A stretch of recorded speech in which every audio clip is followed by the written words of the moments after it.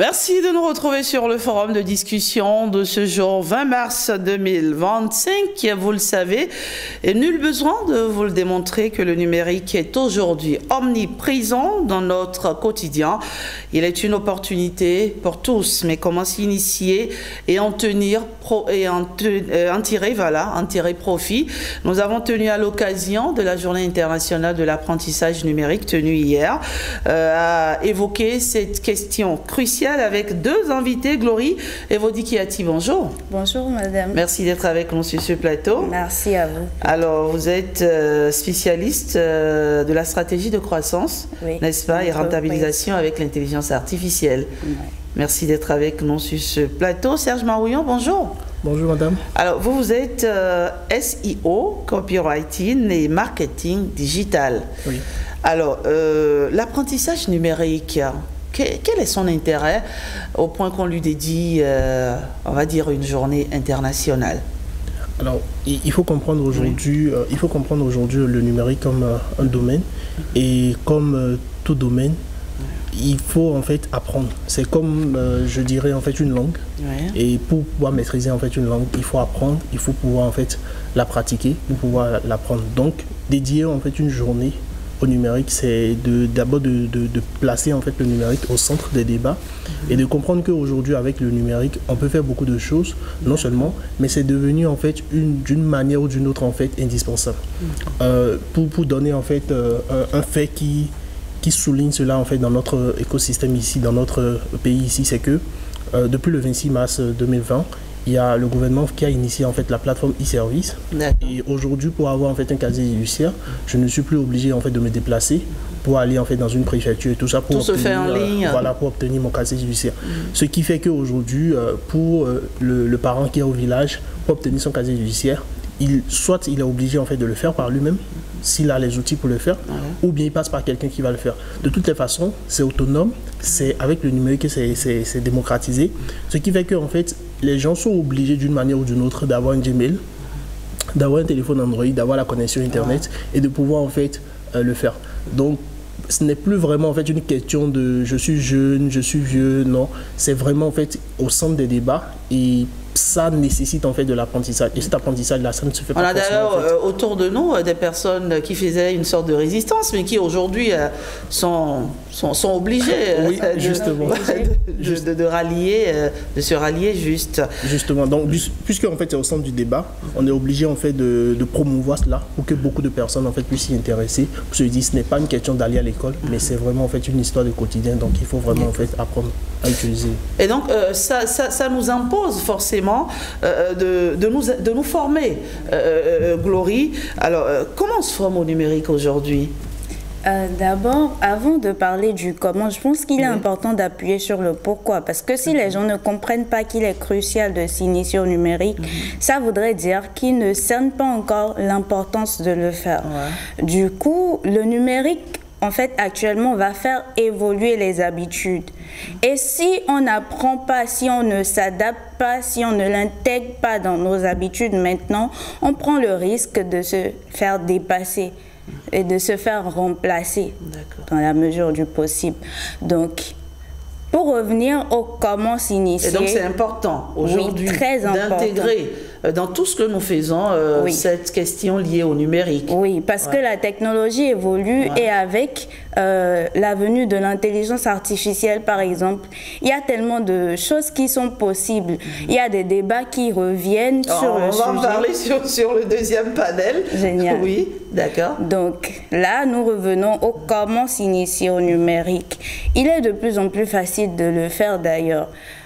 Avant, il fallait par exemple se perdre, essayer de comprendre les différents domaines et tâtonner réellement avant de trouver dans quoi se lancer. Mais actuellement, les recherches avec le numérique, le savoir est plus accessible et on a la possibilité de faire des recherches pour savoir qu'est-ce qui pourrait mieux nous convenir, dans quel domaine on doit s'orienter parce qu'il y en a tellement des domaines du numérique. Donc voilà, après on démarre par la partie recherche, la partie information et il y a énormément de plateformes aujourd'hui pour démarrer sans dépenser un franc tout de même. commencer par s'informer sur les différents domaines. Il y a YouTube qui est là, il y a Coursera et il y a plein de différentes formations gratuites qui sont accessibles pour pouvoir se former au numérique. Est-ce que ça veut dire, Serge Marouillon, qu'on n'a pas forcément besoin de faire une école pour apprendre le numérique? Oui, pour se former au numérique. Alors, il faut scinder en fait un peu la chose de différentes manières. Quand on parle du numérique, en fait, on peut l'apprivoiser en fait de plusieurs manières. Et aujourd'hui, pour un parent ou bien pour une personne en fait qui est déjà dans la vie active et qui entend apprendre le numérique, ça peut en fait faire peur, ça peut même en fait créer en fait un frein où la personne va se dire ok, est-ce que je vais aller à l'école, est-ce que je vais commencer par me documenter sur YouTube et tout. Ce n'est pas forcément cela, parce que l'habitude du numérique en fait va naître du fait que on a besoin de quelque chose. Je ne sais pas si vous vous rappelez quand en fait les téléphones portables en fait Nokia et tout à l'époque, où il fallait apprendre aux parents comment on utilise ça, comment faire les appels et tout ça. Mais aujourd'hui, quand vous prenez n'importe quel parent, vous lui mettez en fait un téléphone Android, lui-même en fait il peut se débrouiller, il peut se débrouiller facilement à créer son Gmail, il peut se débrouiller à créer son YouTube, à aller sur TikTok, à aller sur WhatsApp et tout ça. Donc en fait, il y a déjà en fait un besoin qui est là. Et ce besoin-là, si on arrive en fait à le satisfaire en fait au quotidien, à travers les habitudes, à travers la pratique, on commence déjà par s'initier au numérique. Maintenant, ça dépend de dans quel domaine en fait on voudrait en fait s'initier quand on parle du numérique. Donc l'utilisation, la pratique, l'usage déjà, c'est quelque chose en fait qui va venir du besoin que chaque personne a. Vous avez en fait vos utilisations, vos usages en fait du numérique. Moi, j'ai mes usages du numérique. Madame Gloria, en fait, également, en fonction de chaque personne, en fonction du métier en fait qu'on fait et tout.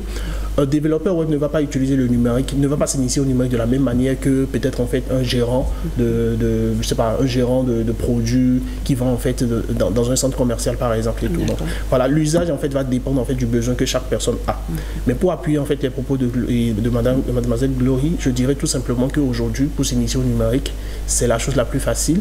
Et facile, pas que c'est abordable, mais ça voudra dire qu'en fait l'information est vraiment disponible, accessible. Il faut juste aller sur YouTube, il faut juste en fait taper en fait une recette sur et Facebook, aller en fait sur Google et tout ça. En fait, on peut rapidement trouver en fait des informations pour pouvoir en fait s'initier au numérique, peu importe le domaine et l'usage qu'on veut en faire. J'ai posé la question parce que Hamid Petré, qu'on va recevoir sur le deuxième panel, m'a confié en réalité, Glory, que au départ, voilà, il n'a pas fait une école, il ne s'est pas fait former, c'est sur Internet en fait qu'il a appris à faire certaines choses. Et donc ça veut dire que c'est possible de se faire former, en tout cas d'avoir les bases, n'est-ce pas?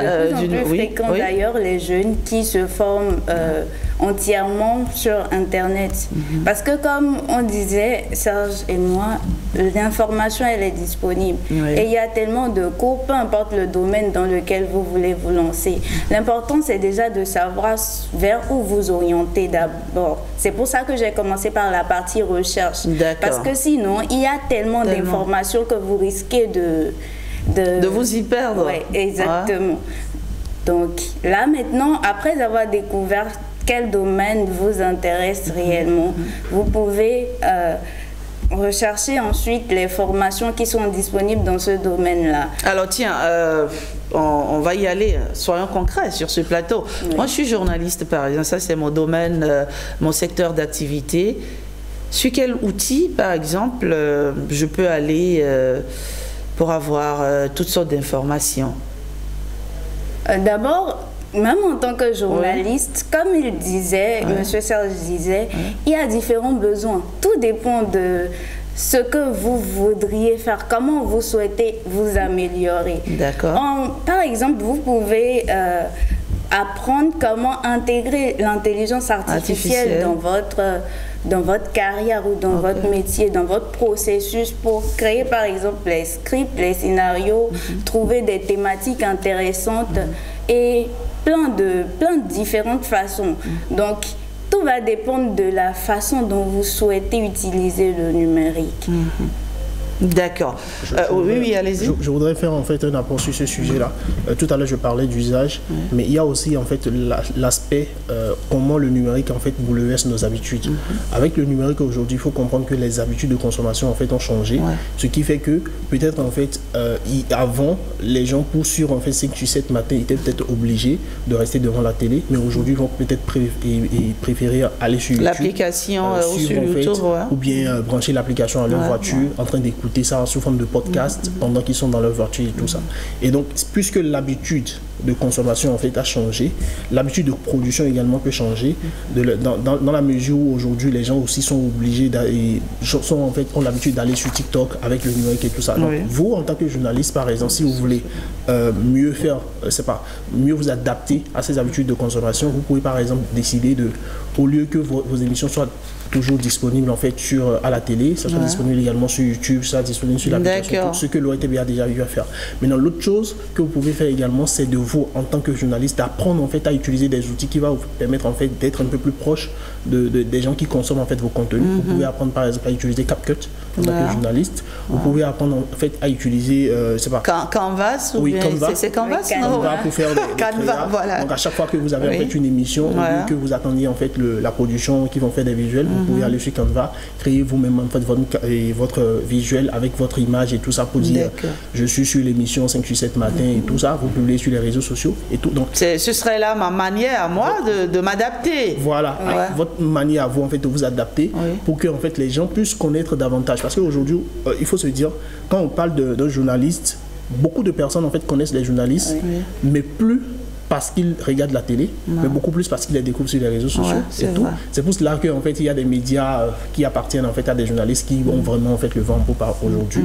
Je parle notamment en fait de Hugo Décrypte par exemple en France, où il a complètement démocratisé en fait la façon de partager l'information, où les gens préfèrent même aller suivre sa chaîne YouTube au lieu que d'aller suivre en fait les grandes chaînes de télévision et tout ça.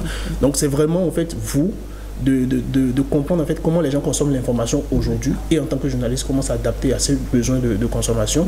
Et après, à partir de ce moment-là, vous êtes obligé de vous initier au numérique pour pouvoir comprendre en fait comment ces nouveaux outils-là peuvent vous aider. J'ai cité quelques outils comme CapCut et Canva et autres. D'accord, très bien. Et une chose est de s'initier au numérique, l'autre chose aussi c'est d'en faire un levier de croissance, Glory, n'est-ce pas? Exactement. Parce que quand on en vient aux entreprises, comme il disait, je vais aller sur la même lancée. Vous, en tant que journaliste, vous pouvez maximiser la portée, en fait. Pour parler dans des termes simples, vous pouvez augmenter le nombre de personnes qui vous suivent en ayant une image propre à vous que vous partagez sur les réseaux sociaux. Ça permet aux gens de se connecter directement à vous et de s'intéresser à ce que vous faites aussi. Donc, immédiatement, le public, il croit. Et c'est un volet de la croissance, en fait, peu importe le domaine d'activité auquel il s'applique. Je pense que... On parlait de la croissance. Pour appuyer en fait un peu sur la croissance, il faut dire qu'aujourd'hui, il y a quelque chose en fait que nous n'avions pas avant, que le numérique a apporté, c'est les données, sont les données. Et donc, avant, quand on fait une campagne marketing, par exemple, on ne pouvait pas avoir les données. Si je place en fait un panneau publicitaire en fait dans la ville de Cotonou, je ne peux pas savoir exactement le nombre de personnes qui a vu. Mais si je fais en fait une campagne publicitaire sur Facebook, je peux savoir exactement le nombre de personnes qui a vu. Et non seulement je peux avoir en fait le contact, le mail et tout ça. Aujourd'hui, la croissance que le numérique permet d'avoir, c'est de pouvoir en fait créer une communauté, penser en version et genre raisonner en fait en termes de communauté. Donc quand vous commencez par créer du contenu par exemple sur les réseaux sociaux, ou bien quand vous commencez par fédérer une communauté en fait sur les réseaux sociaux, vous allez avoir une personne, deux personnes, ainsi de suite. Donc vous allez avoir 1000 ça va évoluer 2000 abonnés. Au fur et à mesure. Ça c'est la première capitalisation que vous pouvez avoir. L'autre capitalisation, c'est que cette communauté là, vous pouvez en fait la monétiser plus tard, de sorte à ce que, au lieu que ça soit les informations que vous avez à partager sur 5-7 matins qui intéressent les gens, que ce soit vous qui intéressez les gens. Les gens ont envie de vous écouter. Donc c'est-à-dire, je me réveille le matin, j'ai envie en fait d'écouter 5-7 matins à cause de vous, parce que vous partagez en fait du contenu sur les réseaux sociaux. Donc ce n'est plus forcément le thème qui va intéresser les gens, même si ça va compter également. Mais ça va être. Mais les gens viennent parce que c'est vous en fait. Ouais, votre personal branding et tout ce qui va avec. Vous me permettez de rajouter sur Oui, allez-y. En fait, contrairement à ce qui se passe là maintenant où vous passez à la télévision, avec les réseaux sociaux, avec le numérique, vous avez la possibilité de quantifier l'impact de votre présence en ligne, de votre image. Et là, en fait, vous pouvez cibler ce qui attire les gens, ce qui les intéresse, et mieux évaluer votre orientation pour savoir vers quoi aller pour augmenter ou maximiser votre impact. D'accord. Alors, ça, c'est... Oui, l'OETB le fait bien en postant des images en fait, sur la page où les gens commentent et tout ça. Exactement. En fait, leur avis. Exactement. C'était pas possible avant, par exemple. Mais ça, c'est moi. Mais pour le jeune qui nous regarde, par exemple, comment il en fait un levier de croissance?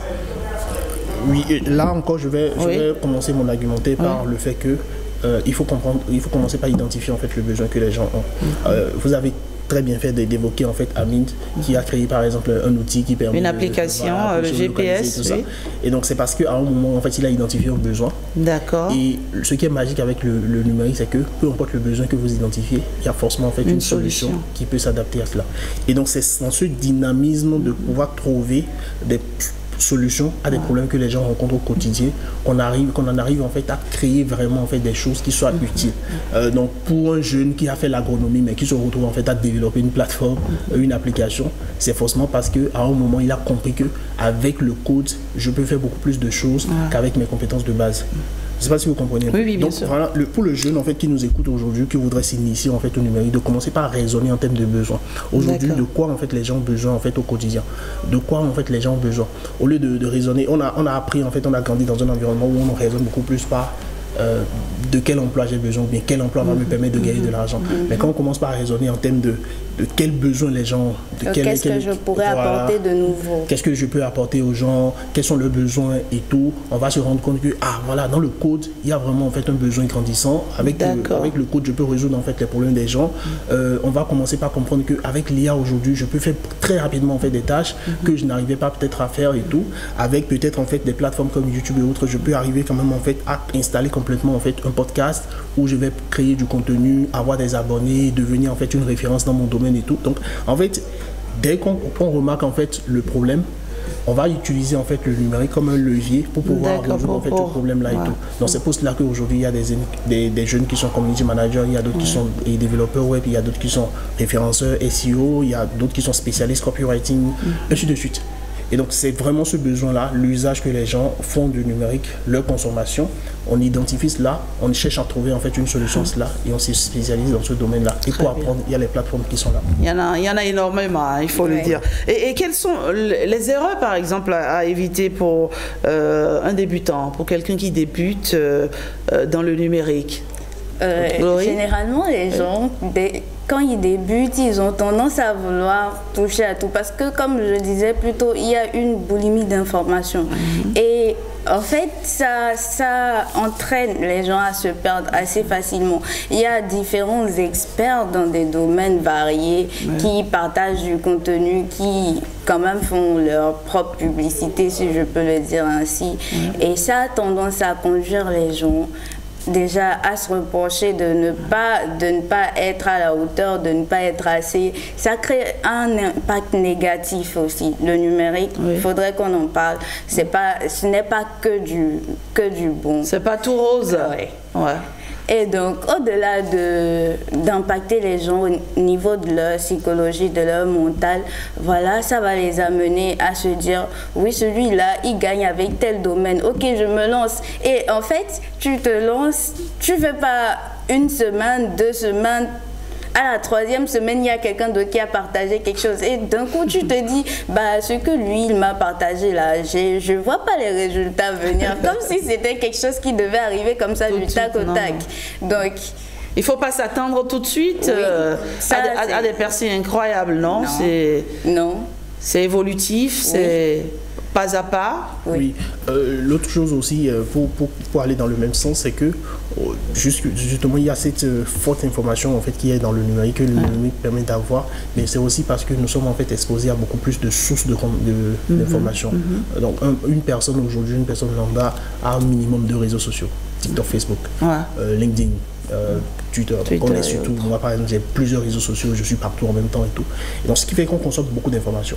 Et donc si on n'installe pas soi-même genre une sorte de filtre qui permet en fait de filtrer toutes ces informations là, de choisir ce qui est bon pour soi et d'éviter en fait ce qui n'est pas bon, on se retrouve en fait à vouloir tout essayer, à vouloir tout faire.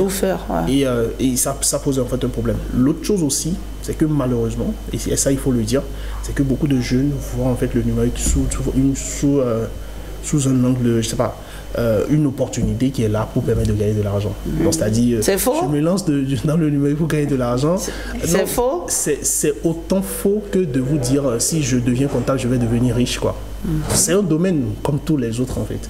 Finalement, le numérique c'est un domaine comme tous les autres. C'est un peu comme la comptabilité, c'est un peu comme tout ça.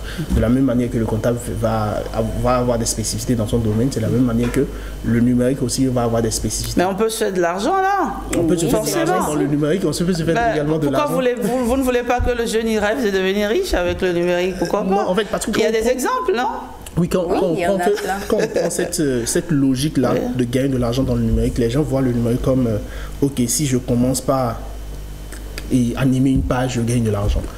Ils ne voient plus en fait, je dois résoudre un problème pour pouvoir gagner de l'argent. Moi, je connais beaucoup de personnes qui gagnent beaucoup d'argent, énormément d'argent dans le numérique, gagnent beaucoup d'argent en fait par mois, par semaine et tout. Mais toutes ces personnes-là résolvent en fait un problème. Les personnes qui gagnent de l'argent et qui ne résolvent pas vraiment en fait un problème, en fait, c'est la clé. Vous nous dites ce matin que c'est la clé, à la base. Oui. Il faut identifier un besoin. Il y a toujours en fait un besoin. Essayer de régler un problème. Oui. Et là, ça marche plus, ça fonctionne plus. Beaucoup plus. Parce qu'en fait, figurez-vous que quand le gouvernement a lancé e-service, c'était pas 36 services qui étaient lancés au début. Aujourd'hui, on est à plus de 250 services. Donc, il y a un besoin qui a été identifié. On apporte une solution à ça. Mais dès qu'on apporte une solution, on se rend compte qu'aujourd'hui, c'est possible également d'avoir en fait cette attestation de résidence et grâce en fait à la plateforme e-service. Donc, progressivement, on résout en fait les problèmes. Vous allez voir que cette plateforme-là va évoluer.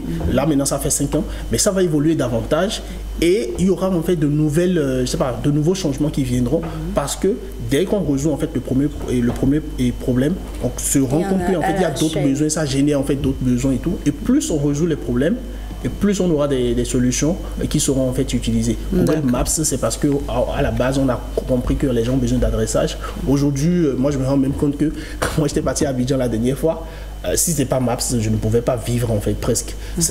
Tout était sur Maps, même les chauffeurs, tout le monde utilisait Maps. Tout le monde. Et au Bénin aussi, c'est devenu en fait une habitude aujourd'hui. Tout le monde utilise Maps. Quand tu veux aller quelque part, au lieu de t'adresser le truc là, les gens vont t'envoyer juste un lien. On te dit bah suivre pour venir parce qu'on a compris que c'est un besoin. Et cette solution là est efficace pour pouvoir résoudre. Et plus il y aura le développement de ce besoin-là, plus il y aura d'autres solutions comme GPS local et autres qui vont se développer parallèlement pour pouvoir permettre davantage aux gens de mieux vivre et mieux faire les choses. Et c'est ça véritablement l'essence même du numérique, permettre aux gens de mieux vivre et mieux faire les choses de façon un peu plus rapide et tout, que ce soit l'IA ou bien d'autres technologies. Merci, c'est tellement clair. En fait, ce matin, vous nous dites qu'il est important d'apprendre à utiliser les outils numériques. C'est valable pour tous les secteurs d'activité et vous optimisez même les résultats en le faisant. C'est ce que vous nous dites ce matin, n'est-ce pas? D'accord. Alors, il y a un second panel qui va se pencher sur comment on utilise l'intelligence artificielle pour mieux apprendre et faire des recherches efficacement. Et pour sortir de ce débat, quels conseils vous donneriez à ceux qui nous regardent, aux jeunes par exemple, qui nous regardent? Ok. Déjà, je voudrais en fait faire une petite correction par rapport à mon titre en fait au début, consultant marketing digital, spécialiste SEO et copywriting. Mais non, moi par exemple dans mon domaine, je suis beaucoup plus en fait spécialisé dans l'écriture. Ne voyez pas en fait le numérique comme quelque chose où dès que j'entre dedans, je suis obligé de me spécialiser. Ce n'est pas cela. Hier par exemple, moi j'ai reçu en fait un ami au bureau. Il était venu, il est complètement dans un autre domaine que je ne vais pas citer, mais il avait besoin d'apprendre en fait à organiser des réunions en ligne. C'est-à-dire il avait besoin que je lui apprenne en fait à utiliser Google Doc et Google Meet pour pouvoir organiser des réunions et inviter des gens. C'est ce besoin-là qu'il avait. Donc moi je voudrais dire à ceux qui nous suivent ce matin, peu importe ce que vous faites dans la vie, peu importe que vous soyez gérant, que vous soyez en fait mécanicien, que vous soyez maçon, le numérique c'est très important. Apprenez à utiliser le numérique. Ça ne veut pas dire que vous allez devenir développeur web, mais ça veut dire tout simplement que vous allez avoir des habitudes qui s'adaptent en fait aux usages aujourd'hui, aux besoins que les gens ont aujourd'hui. Et ça va vous permettre en fait d'être une meilleure personne, d'être un meilleur professionnel. Et c'est cela que j'ai à conseiller en fait aux jeunes. Et vous accompagnez les gens, non? Oui, bien sûr. On peut venir vers vous, oui, bien sûr. Pas, bien sûr, pour être guidé, parce que c'est un chemin qui semble facile, mais il y a tellement d'informations que c'est important, n'est-ce pas, d'être guidé aussi. Oui, très important. Moi, je pense qu'aujourd'hui, quand on a une expertise, il faut la partager. Et c'est pour cela que, puisque c'est quelque chose que moi-même j'ai fait, j'ai créé en fait un livre, j'ai écrit un livre en fait sur le sujet, Prends la parole sur les réseaux sociaux. C'est un livre en fait qui permet aux jeunes de, à n'importe qui, aux professionnels et aux entrepreneurs et autres là, de prendre la parole sur les réseaux sociaux, de montrer l'expertise, d'attirer des personnes et tout ça. Parce qu'on se rend compte aujourd'hui que dès que vous dites votre nom à quelqu'un, la personne va aller sur LinkedIn, va voir ce que vous faites, va aller sur Facebook, va voir ce que vous faites. Et pour cela, il faut avoir un profil bien optimisé, il faut prendre la parole, il faut partager ce qu'on fait. Et comme ça, les gens vous font plus confiance et les gens ont envie en fait de travailler avec vous. Voilà. D'accord. Alors, Glory, oui, votre... Pour compléter l'intervention de M. Serge, je vais rebondir sur l'aspect de la monétisation. En fait, à partir du moment où on répond à un besoin, on a plus la possibilité de le monétiser. Et donc, c'est le meilleur moyen sur le digital, sur le numérique, de faire des revenus. Et comme il disait, ce que vous allez faire premièrement, c'est de montrer votre expertise. Il faudrait que les gens sachent ce que vous faites pour s'y intéresser et pour même parfois identifier qu'ils en ont besoin. Donc, c'est par cette voie-là que vous pourrez mieux gagner des revenus avec le numérique. Et ça ne se fera pas à la seconde où vous débutez, malheureusement. Il faut être patient, hein. Moi j'ai démarré, mais j'ai vite déchanté. Parce que c'est quand même épuisant. Hein. Oui. C'est pardon? J'ai hâte de vous faire revenir. C'est vrai? Oui. Ah, j'aime pas quand on me tend une perche, hein, je l'attrape tout de suite. Allez. Attrapez-la. merci à vous. Glory et Vodi Kiati, merci d'être passé sur ce plateau. Serge Marouillan, merci. C'était un échange très instructif. On va installer le deuxième panel, mais avant, je vous invite à suivre ce sujet réalisé sur le meilleur créateur de contenu LinkedIn 2024. Regardez, Serge Novillon, c'est son nom. On se retrouve juste après.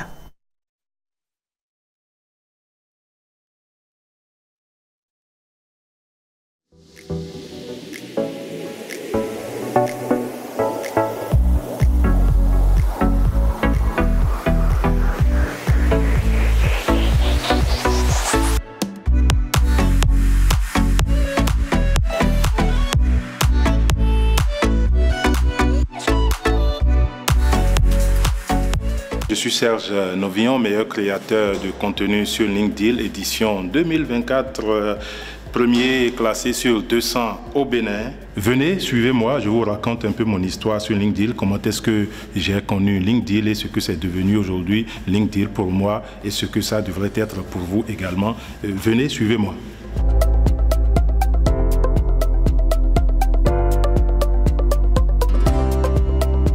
Ce titre représente beaucoup pour moi, ça prouve mon engagement et ma détermination à publier des contenus de qualité, que ce soit en termes de tests ou de vidéos.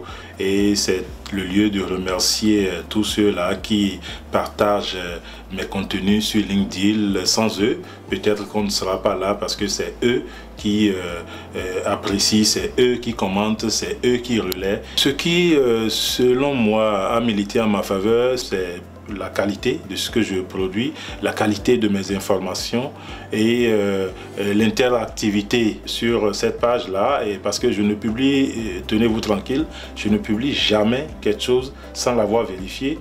Parce que je me suis toujours dit, étant déjà même à la radio, étant déjà au groupe de presse le matinal, j'aime pas publier quelque chose sur ma page et que l'on vienne me démentir. Donc je fais toujours attention à tout ce que je publie. Et c'est ça aussi parce que quand les gens viennent sur ma page, ils savent qu'ils ont l'information et ils ont l'information de qualité.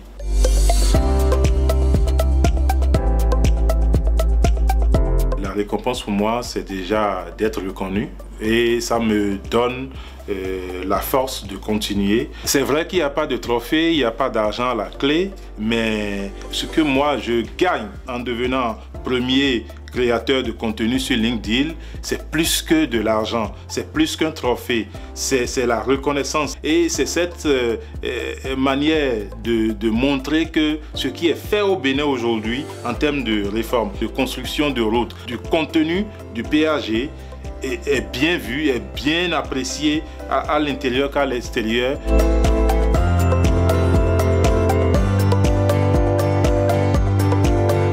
Je fais assez la promotion de l'image de marque du Bénin. Le Bénin est magnifique, tout simplement. Vous allez à Kouandé, le Bénin est magnifique.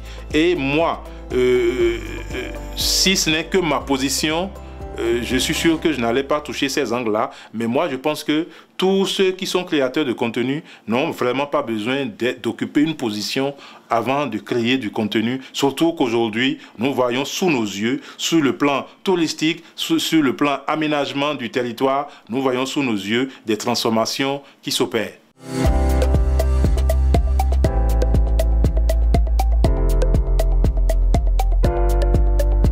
Ceux qui sont avec moi, ceux qui partagent ce que je mets sur mes pages et autres là, ceux qui viennent échanger, donnent leur point de vue, et posent des questions. Aujourd'hui, on peut sans se tromper dire que ceux-là épousent tout le travail que le gouvernement est en train d'abattre chez nous. Comment est-ce que les gens aujourd'hui voient le Bénin de l'extérieur, le Bénin qui est en train de changer sous nos yeux, le Bénin qui devient un autre Bénin et que les gens apprécient de l'intérieur comme de l'extérieur.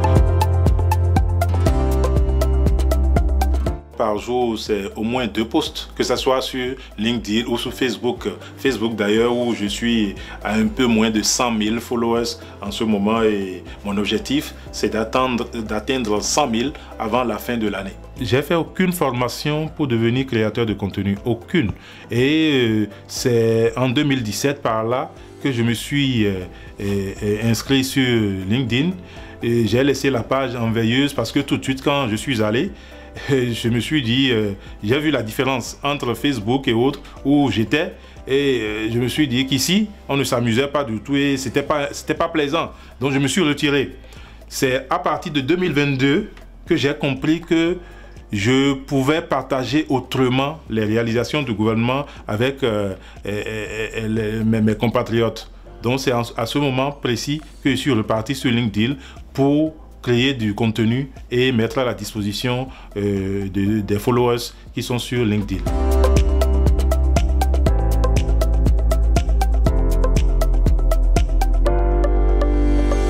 Ceux qui nous regardent en ce moment et qui ont besoin d'emploi, je peux le dire, lorsque vous allez par exemple sur LinkedIn, vous avez presque toutes les agences du Bénin qui sont sur LinkedIn. Lorsqu'ils lancent des offres d'emploi, c'est là-bas. Mais même lorsqu'on veut lancer des travaux dans Cotonou ou dans Parakou, et dès qu'on a besoin d'informer les populations afin que les gens prennent leurs dispositions pour ne pas tomber dans des embouteillages à n'en point fini, des communiqués sont déposés là-bas. Donc forcément, lorsque vous allez sur LinkedIn, vous avez pour votre compte. Je dirais à mes frères jeunes qui me suivent que l'emploi, il y en a. Il suffit seulement de trouver le bon filon. Et sur LinkedIn, vous êtes sûr que si vous renseignez tel que ça se doit votre CV sur cette plateforme, vous aurez des offres qui viennent même dans votre mail.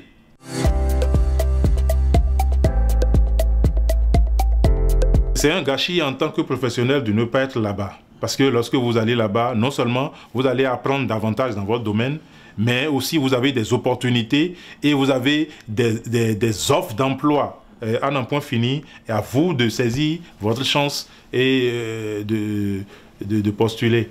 Il y a beaucoup d'entreprises et autres qui m'appellent et demandent à ce que j'accompagne leur publicité sur ma page. Je suis dans une position qui ne le permet pas pour le moment. Donc, allez là-bas, non seulement vous avez l'emploi, mais aussi vous pouvez avoir de la pub, des choses à relayer pour des entreprises et gagner de l'argent. Voilà comment est-ce qu'on peut arriver à gagner sa vie sans forcément quitter chez soi. Parce que vous voyez, c'est sur votre téléphone, c'est depuis votre téléphone, c'est depuis votre ordinateur et autres qu'on peut arriver à travailler et travailler de façon sérieuse.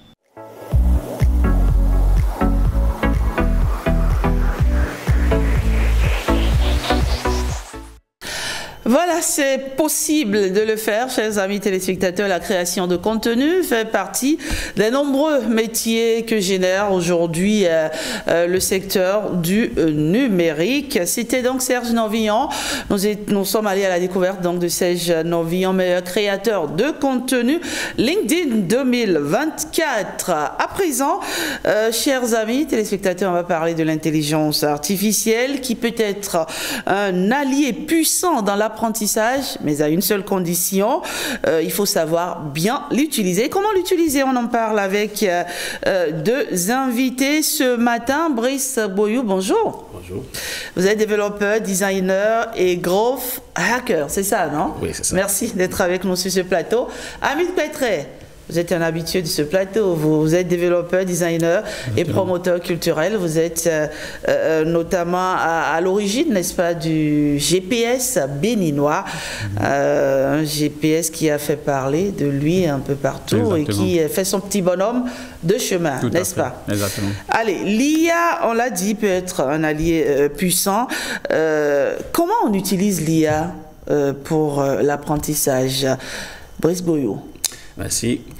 L'IA ou l'intelligence artificielle, oui. Voilà, donc c'est un outil très important aujourd'hui qui nous permet d'avoir accès à de l'information. Ouais. Parce que ce sont des programmes qui ont une quantité énorme d'informations.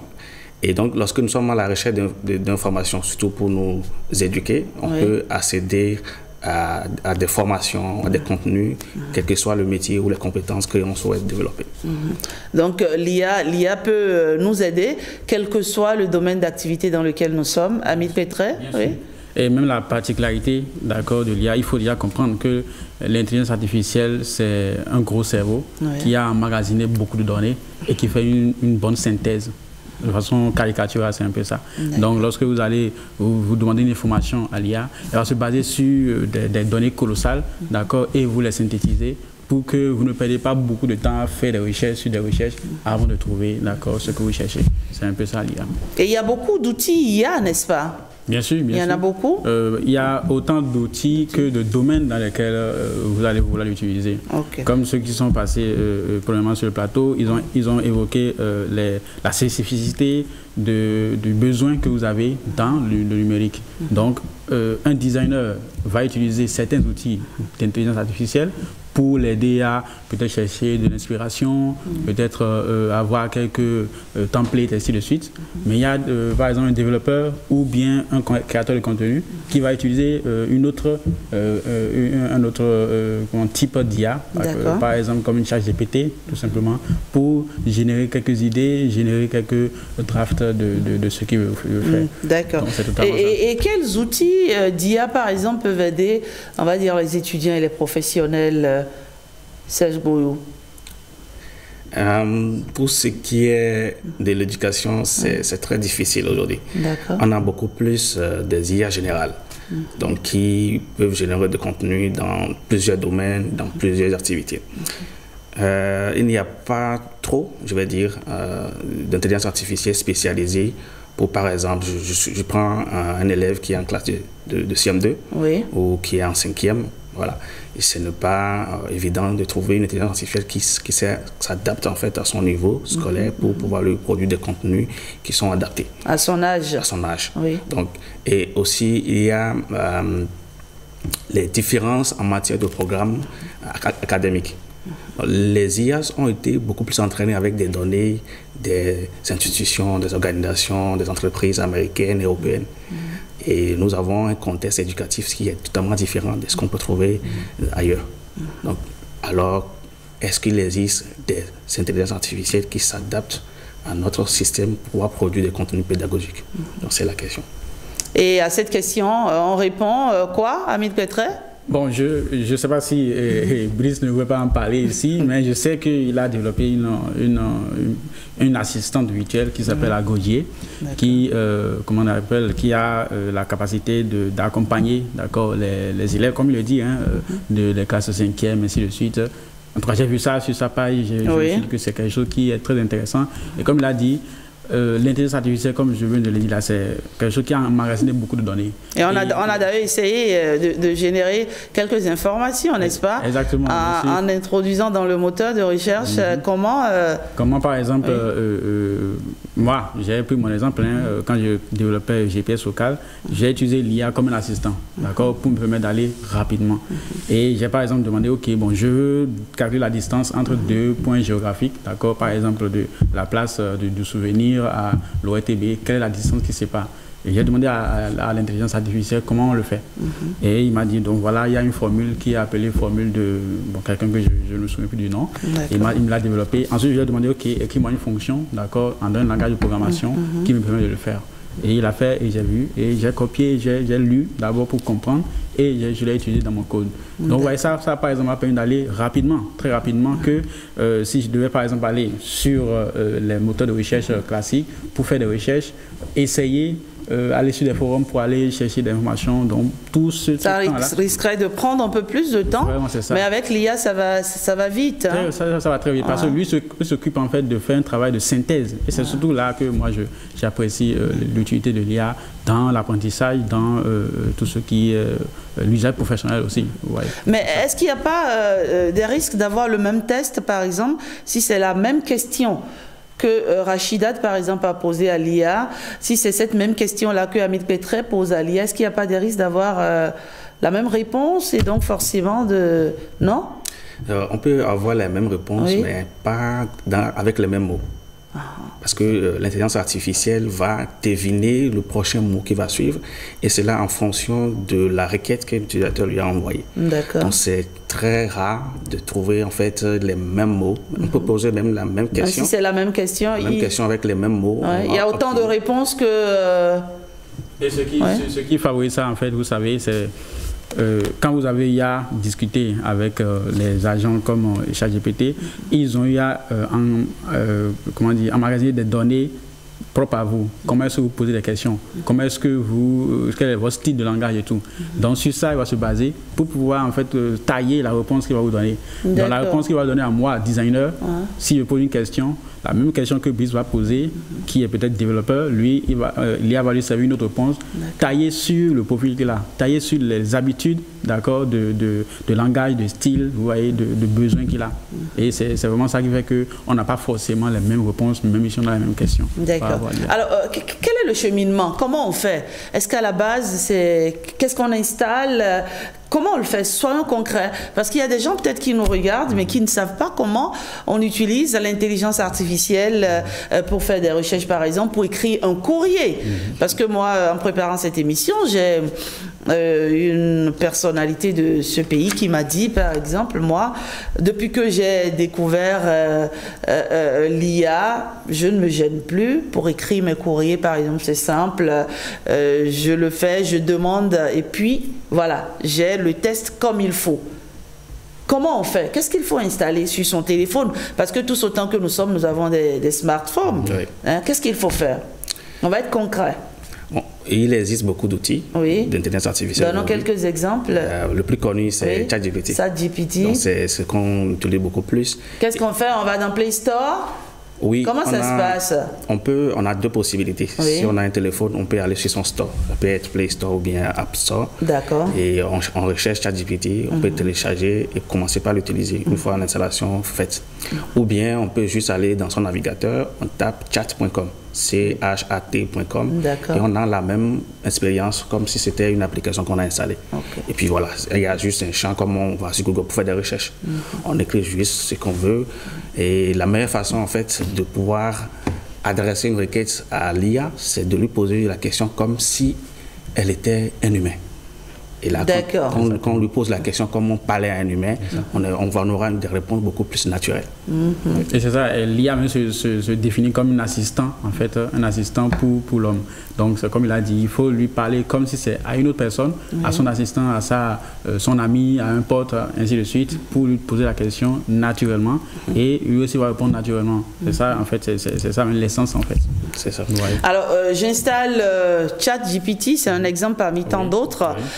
J'ai par exemple un exposé à faire demain et j'ai pas eu le temps voilà, de bien peaufiner mon test et autres. Avec ChatGPT, je mets la thématique, il me sort un exposé en bonne et due forme. Non, pas forcément comme ça. Si vous faites comme ça, vous, en fait, vous allez laisser l'IA faire tout un travail et c'est pas ça en fait. D'accord. Parce que là, ici, il y a comment on appelle, le revers en fait de la médaille. Il ne faut pas laisser en fait l'IA faire tout le travail. C'est un outil pour aider au travail, pas un outil pour remplacer le travail. C'est très important à comprendre là. Par exemple, ce que vous venez de dire, je suppose que j'ai un exposé à faire sur les agodiers, par exemple, sur les Amazones du Dahomey. Je viens, je tape, je dis, ok, qui sont les agodiers, qui sont les Amazones du Dahomey? Et il me répond, il va faire sa compilation et me dit, ok, elles ont existé de telle année à telle année et tout et tout. Bon. Qu'est-ce que moi je veux concrètement pour mettre dans mon exposé? Je lui pose la question, ok, par rapport aux agodiers, qu'est-ce qui a causé le déclin par exemple? Ou bien quel est le roi par exemple qui les a, disons, structurés et tout ça? Ou bien je peux demander à quels sont les livres qui existent et qui en parlent, pour que moi je puisse aller faire une recherche bibliographique par rapport à ça, parce que quand on fait un exposé, il faut aussi mentionner les sources. Exactement. C'est pas ChatGPT qu'il faut mentionner. Donc il faut aller, donc c'est dans cet échange-là, d'accord, qu'il faut pouvoir tirer parti de ça. Et ne pas laisser en fait l'IA faire tout le travail, sinon on devient un outil. Donc oui, allez-y. Je vais ajouter que voilà, il faut procéder de cette façon avec l'IA. Par exemple, lui demander un plan, proposer un plan, et on relie le plan, on discute avec lui pour améliorer le plan jusqu'à obtenir exactement ce que nous voulons. Et on commence par y aller étape par étape, de l'introduction, maintenant jusqu'à tomber sur le développement, ainsi de suite. Donc on ne lui demande pas d'envoyer un test long pour répondre à son besoin de façon immédiate. Donc ça ne va pas forcément nous aider et les réponses que... Voilà, on va se retrouver à avoir un développement qui s'appuie purement de l'intelligence artificielle. Il n'y a pas en fait de l'humanité dedans. En fait, il vous donne des informations, mais vous faites le tri au final. Bien sûr. Vous faites le tri, vous ne plaquez pas tout, parce que là, de toute façon, il ne faut pas faire comme mon ami à qui on a dit ça, c'est un test... Générez pas l'IA. Bien sûr. Ah oui, ça, oui. Il y a des gens qui savent détecter ça. En fait, vous savez, surtout les outils comme ChatGPT, ils ont un style, d'accord, par défaut. Donc, si vous, dans l'utilisation, vous ne lui dites pas d'utiliser un tel style de langage, mais un tel style de procédure, il va utiliser son style par défaut. Et les gens qui sont habitués à cela vont reconnaître directement que ça, c'est un tel ChatGPT. J'ai fait l'exercice en parcourant les commentaires sur les questions posées sur Science sur 7 matin, sur la page de l'OTV.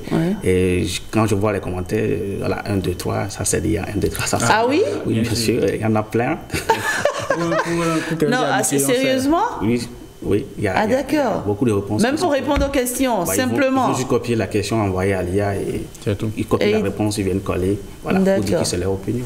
Ah là là, il y a beaucoup de pages même professionnelles qui utilisent ça et on sait, quand on voit, on sait. Mais bon. Exactement. Ça me rappelle cette chanson qu'on a attribuée à Maître Gims, une chanson qui rendait un peu hommage au président de la République. Mais en réalité, c'est une chanson générée par l'intelligence artificielle avec sa voix et tout. Et on dirait vraiment du Maître Gims. C'est une des particularités, en tout cas un des cas d'application de l'IA. Ce qu'on dit tout à l'heure, c'est pas avoir la génération de tests, mais il y a aussi la génération de voix, la génération d'images même. On peut prendre par exemple l'image du président de la République et le plaquer sur un danseur ou bien sûr... il y en a, ça c'est ils appellent ça les deepfakes, non? C'est pas ça? Avant la venue de l'IA dans le thème général, on appelle ça les deepfakes. D'accord. Mais c'est ça qui a un peu évolué en fait. Très bien.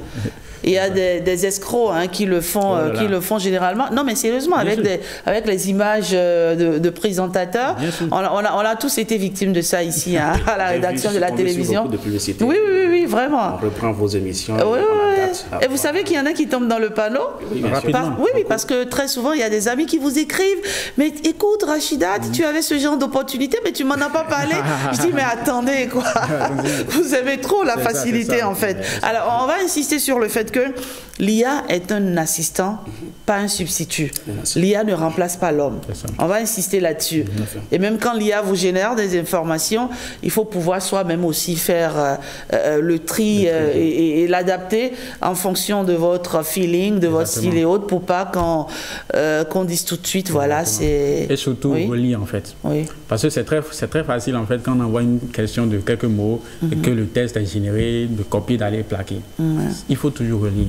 Parce que, comme j'ai dit, l'IA se repose sur une quantité colossale de données qui le résume. Alors, si, pour répondre à la question que vous avez posée, s'il y a une donnée qui n'en a pas, il va inventer. Ou bien il va faire une approximation qui n'est pas forcément vraie. C'est pourquoi il faut relire, il faut lire totalement de fond en comble, comme ceux qui ont parlé le français ici nous ont dit. Il faut relire totalement et voir si, est-ce qu'à un moment donné, il n'y a pas quelque chose qui cloche. D'accord. Et à ce niveau-là, l'homme qui sait, il connaît son sujet. Il sait qu'à ce niveau-là, il faut que ça se remplace. Vous voyez, donc c'est important de le faire. Parce qu'en fait, l'IA ne réfléchit pas. Bien, c'est ça. Elle raisonne à la base des données qu'on lui a fournies, des informations qu'on lui a fournies. Des algorithmes. Elle est programmée, en fait. Elle est programmée. Ouais. Donc, et comme je l'ai dit au début, elle va deviner le prochain mot. Ce qui fait que dans des cas, là on parle d'hallucination. Elle peut inventer des choses qui n'existent pas pour satisfaire notre besoin tout simplement. Donc il faut faire très attention, il faut relire chaque fois tout ce qu'elle nous fournit avant. Et là vous parlez des limites, hein? Voilà, ça c'est les dangers et les limites liées à l'apprentissage et le travail. Y a-t-il d'autres dangers, Hamid Pettray? Bon, le danger dont on a parlé, c'est l'arnaque, d'accord, qui peut se faire très rapidement, surtout par rapport aux générations de voix, d'images et tout, qui font que aujourd'hui, c'est vrai que il y a l'outil, mais il y a aussi le contre-outil. Donc il faut aussi savoir qu'il y a des plateformes aujourd'hui qui permettent de déceler une image qui n'est pas vraie. Une image qui a été truquée, qui est générée, surtout quand il s'agit d'un contexte diplomatique, un contexte professionnel qui peut mettre à mal l'image d'une personnalité.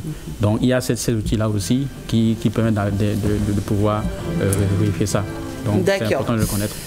L'intelligence artificielle, c'est bon, ça facilite la vie, mais il y a des dangers. Et donc, il faut faire attention, surtout, comme l'a dit Hamid Pettray, il faut tout revoir, il faut tout relire pour faire le distinguo de tout le tri entre les informations que l'IA vous envoie. Merci à vous, cher Serge Mahouillon. Merci d'être passé. Brice Bohou. Merci d'être passé sur 5-6-7 matin, développeur, designer et growth hacker. Voilà, Hamid Pettray, merci développeur, designer et promoteur culturel. C'est la fin de 5-6-7 matin de ce jour. Merci de nous avoir suivis. On se retrouve demain pour parler de culture.